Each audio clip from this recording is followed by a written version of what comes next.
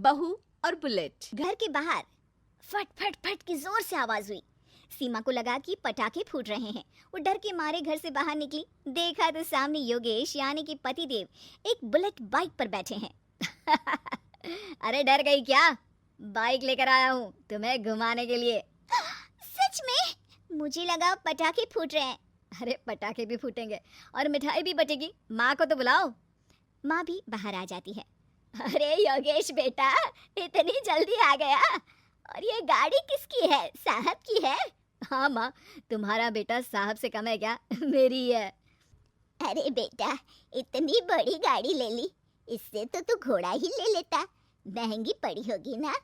माँ महंगी सस्ती छोड़ो और मिठाई लाया हूँ, गांव में बंटवा दो। अरे बंटवा क्यों दो? पीछे बैठो, गांव में बांट कर आते हैं। सब खुश थे। योगेश गांव के बाहर एक कोयले की खदान में मजदूरी करता था। मेहनत और अकल से उसने वहां ठेकेदारी का काम सीख लिया और सूझबूझ से ठीक ठाक पैसा बनाने लगा। गांव में बात फैल गई कि योगेश के घर धमाका गाड़ी आई है। ऐसी गाड़ी पहले कभी किसी ने गांव में तो देखी नहीं थी। योगेश और माँ गाड़ी से वापस घर आ जाते हैं। बेटा, बाबूजी ऊपर से देख रहे होंगे और आशीर्वाद भी दे रहे होंगे तुझे। वो होते तो उनको भी घुमाता माँ। पूरे गांव में नाच नाच के मिठाई बांटने जाते। जैसे मैंने नाच नाच के बांटी थी जब वो अपने लिए एक साइकिल लेकर आए थे। बस बस, बाबूजी दो बात भी सुनाते कि फटफट वाली फटफटी ले आया। सीमा आगे कहती है, अपने लिए तो ये गाड़ी ले आए और मेरे लिए? अरे ये गाड़ी तुम्हारे लिए ही तो है। पक्का मेरे लिए है? अरे पक्का तुम्हारे लिए है। अगली सुबह जब योगेश सो रहा होता है तो उसे बाहर से गाड़ी की आवाज आती है। वो घबराकर चिल्लाता है, चोर चोर, मेरी गाड़ी ले जा रहा है, चोर चोर। माँ भी जागती है और योगेश के साथ दरवाजे की तरफ भागती है।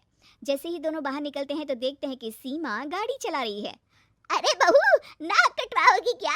ये क्या कर रही हो? अरे गिर जाओगी, ये क्या कर रही हो तुम? सीमा गाड़ी को रोक कर कहती है, सारे गांव में घुमा लाई, कहीं नहीं गिरी। क्या? सारे गांव में घुमा लाई? अरे लोग क्या कहेंगे बहू? सोचा क्या एक बार? यही कहेंगे कि कितनी अच्छी गाड़ी है। अरे तुम्हारे बारे में। हाँ, कहेंगे ना कि देखो कितनी अच्छी गाड़ी पर बैठी है। बहू गाड़ी रखकर योगेश और सासू माँ के पास जाती है। तुमने कब गाड़ी चलाना सीखा? हमारे बाबूजी के पास पुरानी स्कूटर थी, सीख ली।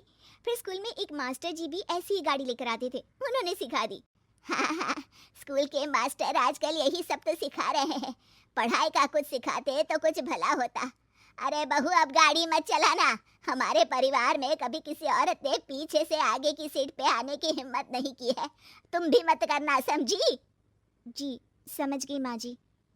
सीमा सास की बात सुनकर चुपचाप रसोई में जाकर उदास होकर खाना पकाने लगी है। सास सुबह सुबह मंदिर से पूजा करके लौट रही होती है। तभी उसे दो औरतें रोक लेती हैं और कहती हैं, अरे बहू को थोड़े अच्छे लक्षण भी सिखा दो।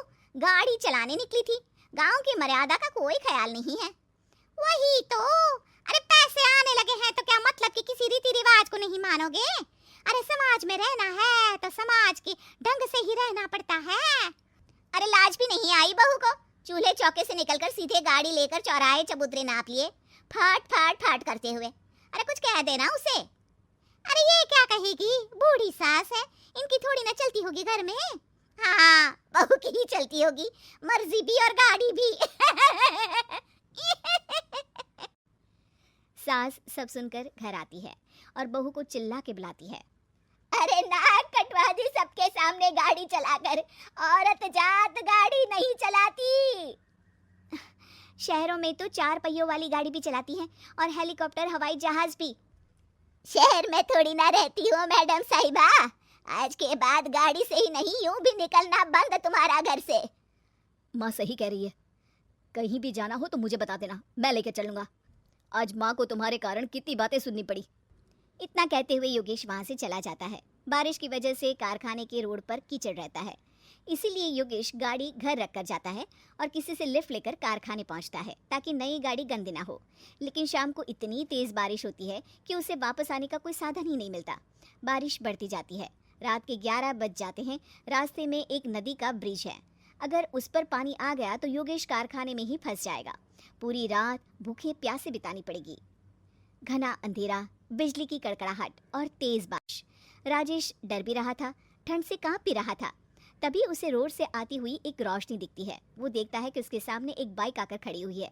वो ऊपर वाले को धन्यवाद देकर उस बाइक वाले आदमी की तरफ बढ़ता है, पर पास जाकर देखता है तो भौचक्का रह जाता है। सीमा, तुम यहाँ इतनी बारिश में गाड़ी पर? पहले बैठो तो, नदी ब्रिज पे आ जाएगी तो जाना मुश्किल हो जाएगा। योगेश गाड़ी के पीछे बैठता है। सीमा गाड़ी चला रही है। मैंने तो तुमको पहचाना ही नहीं। गाड़ी की आवाज़ तो पहचानी होगी ना। अरे पर मुझे नहीं पता था कि तुम आओगी। अच्छा क्या कि तुम आ गई। माँ नहीं आने दे रही थी, पर हमेशा पति पत्नी की रक्षा थोड़ी ना करेगा, पत्नी को भी तो करनी चाहिए। योगेश को सुबह अपने किए पर पछतावा होता है। उसकी आंख में आंसू आ गए जो बारिश की बूंदों में बह गए थे। उसके बाद सीमा को सास ने और योगेश ने खुशी खुशी समाज की सीमा लांघने की मंजूरी दे दी। अब वो जहाँ भी जाती फट फट फट गाड़ी पे ही जाती।